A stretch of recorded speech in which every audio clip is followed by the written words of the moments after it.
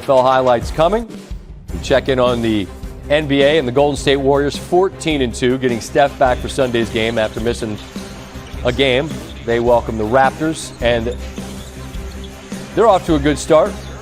Curry, step back. You know the routine. Curry would finish the game with 12 and 8, leave the rest to Jordan Poole and Andrew Wiggins. Poole, step back three. Float game. Poole had 10 in the first quarter. Golden State built a big lead, which they maintained. Curry, Poole, Wiggins. If there were hockey, Curry would get an assist there, a little tic-tac-toe. The lead's back to a dozen. Draymond, the bounce pass to Wiggins with the big hops. And the lead's 19. Under 5 to go in the third. Poole. That's like the Curry play. I'll give it to you so I can get where I want to get. Under 3 to go. Poole again. About 33 from Poole. The Warriors' lead is 20. Draymond. I'll give it back to you. That works out well. Poole and Wiggins combined for 6. Well, let's see if they also make an appearance in ESPN.com's Power Rankings. They are now live with the Warriors, the Nets, and the Suns leading the way, followed by the Wizards and the Nuggets in the top 5, along with the Bulls. These teams all boast a top 6 record in the NBA this season. There they are. Now we see them. Warriors get the top spot in Power Rankings for the first time since 2019, which is kind of weird that it's been that long, but also when you think back to how they were last season. So speaking of the Warriors, Draymond Green will join the Manning cast in the third quarter of tonight's Rams 49ers game. Okay. I can see that. Some heat. I feel like that's a good fit. Yeah. I'm going to be tuning into that. That's no more current NFL players. It's like a little jinx. It's like nobody goes on there anymore.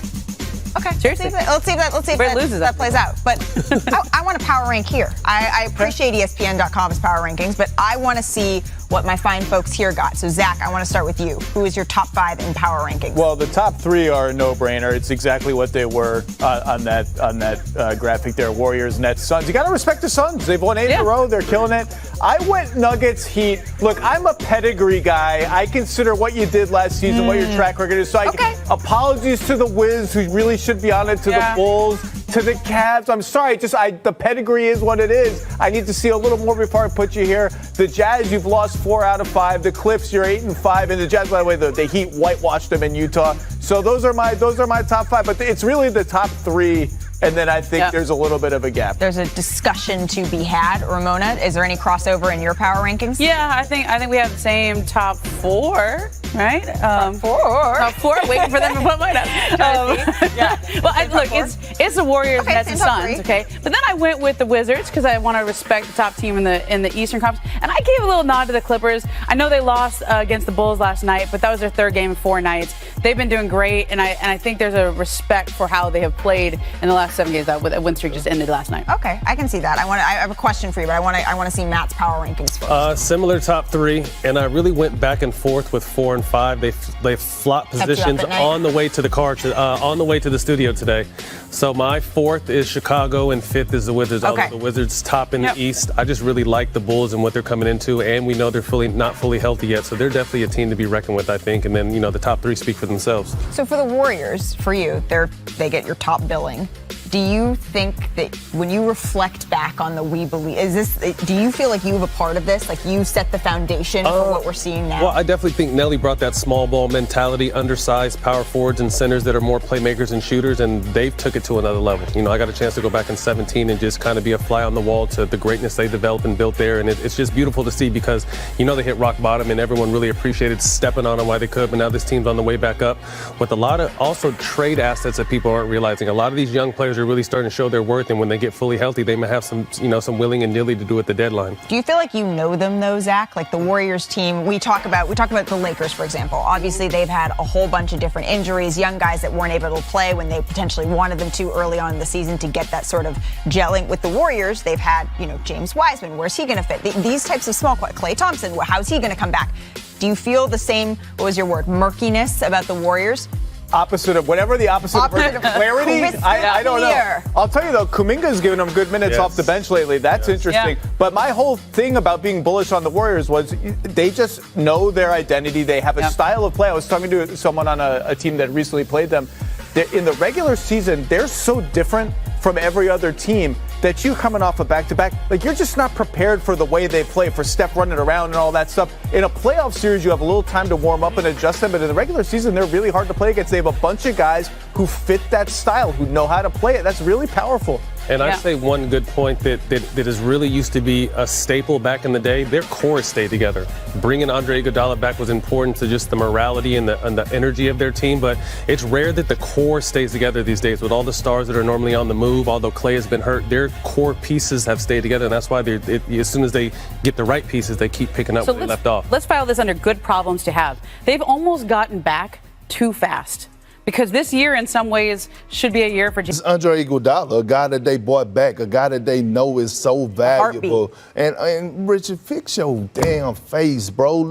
Just listen for a second. He is so key for that second unit. When I look at how he controls the game, being able to be that point forward type guy, because the Warriors do a lot of cutting and things of that nature. So when Steph Curry goes out the game, I love how Andre Iguodala steps up as a leader. So he is the most important in my opinion because it's so key for those young guys. Okay, we get it. This is what I'm trying to express here. The fact that you're saying that Andre Iguodala, who I could have played against in college, and I'm 41 years old, is the key to them being successful. Andre is going to be an important piece to what they do, but it really comes down to Wiseman. If Wiseman can turn into, we look at what DeAndre Ayton has done, the jumps that he has made. He hasn't turned into this crazy offensive threat, but if Wiseman can learn how to roll and replace, and Stephen A., as much as I rarely quote the big fella, the OG brings it up. If you can win it with Andrew Bogut and you can win it with Zaza Pachulia, if Wiseman can develop into a good role player, he's highly skilled. He was the #1 pick. He has all of these things. If he can contribute just enough, then I think the Warriors have a very, very tough time being beaten. Well, first of all, he was the #2 pick. Let's get that right. Excuse me. And then second of all, the Golden State Warriors were better when Wiseman went down. They actually were better with Looney in the lineup. And so here's the thing. I know the ceiling is bright for Wiseman, but let's not act like him and Steve Kerr were not on the same page last year. So he was 19 years old. He was 19 years old. No, he was 19 years old and was a rookie. It takes time. I understand that, but it sounds like to me that you're hating on Andre Iguodala because he's able to still be athletic. He's still able to play at that age, and you wasn't. You became a mentor, but he's still able to provide those type of meaningful minutes that the Warriors need. That's why they brought him back, Richard. That's why.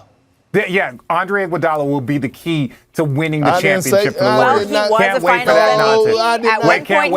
a finals MVP. Zach, he did Zach, I actually think Zach and I have had some interesting discussions. We've had some interesting discussions about James Wiseman, about his usage. So I am curious, Zach, who is your guy that you're looking at outside of their kind of core three? Well, these guys, between making fun of each other, name damn near every player on the Warriors roster. And whenever you ask this question, it tends to be either young guys, oh, Wiseman's exciting, Poole's exciting, or old guys like Andre Iguodala. Perk mentioned the